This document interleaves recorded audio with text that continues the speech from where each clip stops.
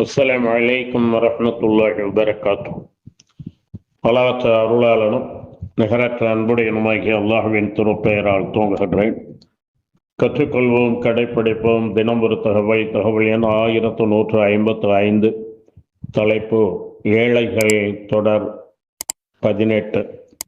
பண்பாடவர்களே, கண்ணியத்திற்குரியவர்களே, ஏழைகளை அரவணைக்க வேண்டும், அவர்களை ஆதரிக்க வேண்டும் என்று இஸ்லாம் மிக மிக வலியுறுத்துகிறது. நீங்கள் உங்களுடைய குடும்ப சொத்துக்களை பாகப்பிரிவினை செய்யக்கூடிய நேரத்தில் ஏழைகள் வந்தாலும் அவர்களுக்கு ஏதாவது கொடுங்கள். அனைத்தையும் நீங்கள் கொடுத்து விடப் போவதில்லை, கொடுக்கவும் வேண்டாம். ஆனால் வந்தவர்களை வெறுங்கையோடு அனுப்பாமல் ஏதாவது அவர்களுக்கு கொடுத்து அனுப்புங்கள் என்று சொல்கிறது. அதே போல அறுவடை சமயங்களில் அது தோட்டத்தினுடைய கனிகளாக இருக்கலாம் அல்லது தானியங்களாக இருக்கலாம்.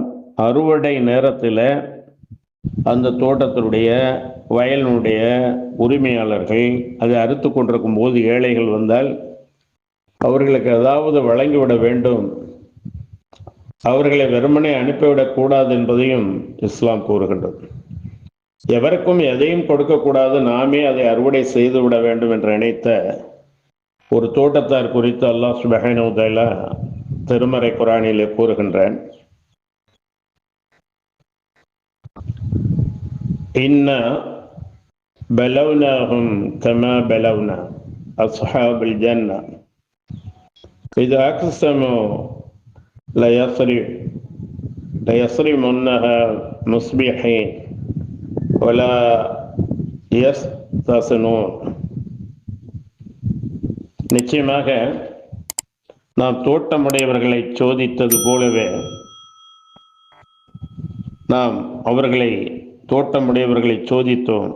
அத்தோட்டத்திற்குரியவர்கள் அதன் கனிகளை அதிகாலையில் சென்று அறுத்து விடுவோம் என்று சத்தியம் செய்தார்கள். ஃபதாஃப அலைஹா த்வாயிஃபும் மிர் ரப்பிக வஹும் நாயிமூன். அல்லாஹ் நாடினால் இன்ஷா அல்லாஹ் என்று அவர்கள் கூறவில்லை. எனவே அவர்கள் தூங்கி கொண்டிருக்கும் போது இறைவனிடமிருந்து சுற்றக்கூடிய நெருப்பின் ஆபத்து அத்தோட்டத்தின் மீது சுற்றி கொண்டது. அது காலையில் கருத்த சாம்பலை போல் அத்தோட்டமாகிவிட்டது. ஃபதனாதவ் முஸ்பிஹீன் அன்அது அலா ஹர்ஸிகும் இன் குன்தும் ஸாரிமீன் ஃபன்தலகு வஹும் யதகாஃபதூன். இது அறியாமல் காலையில் எழுந்த அவர்கள் ஒருவரை ஒருவர் அழைத்தனர்.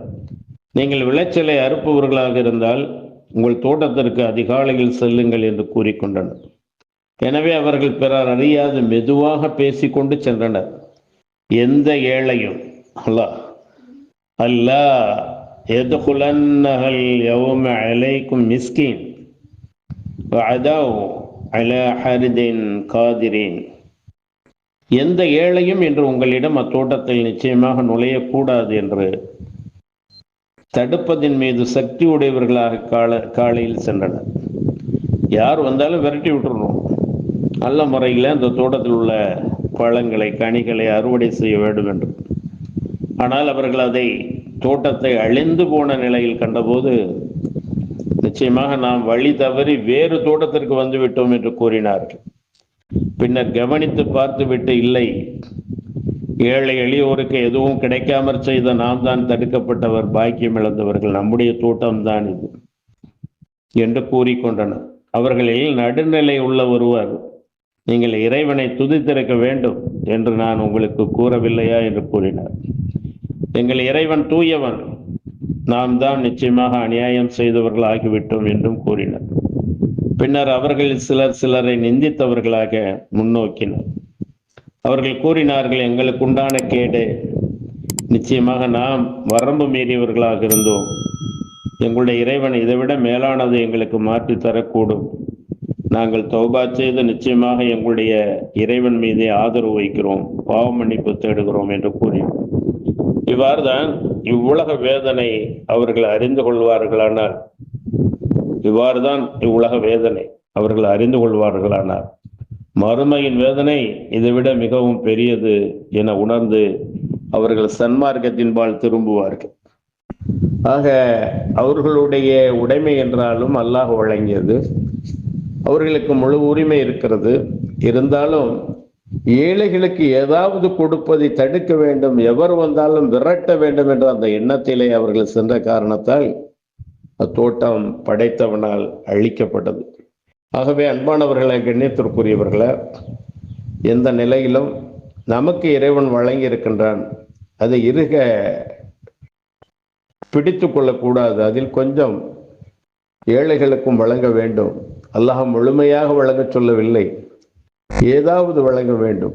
அப்படியே நம்மிடம் எதுவும் இல்லை என்றாலும் யாராவது நம்மிடம் உதவி கேட்டு வந்துவிட்டால் உடனே அவர்களுக்கு கனிவான வார்த்தையை, அவர்கள் எதையும் பெற்று செல்லவில்லை என்றாலும் நாம் கூறக்கூடிய நல்ல வார்த்தைகளால் அவர்கள் மனநிறைவு அடைந்தவர்களாக திரும்பி செல்ல வேண்டும்.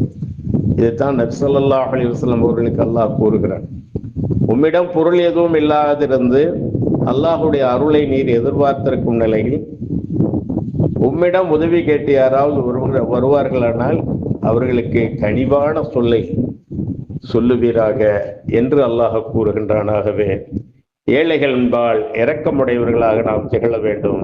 இன்னும் வரும் இன்ஷா அல்லாஹ். வாஹிர் தஅவானா அல்ஹம்துலில்லாஹி ரப்பில் ஆலமீன். அஸ்ஸலாமு அலைக்கும் வரஹ்மத்துல்லாஹி வபரகாத்துஹு.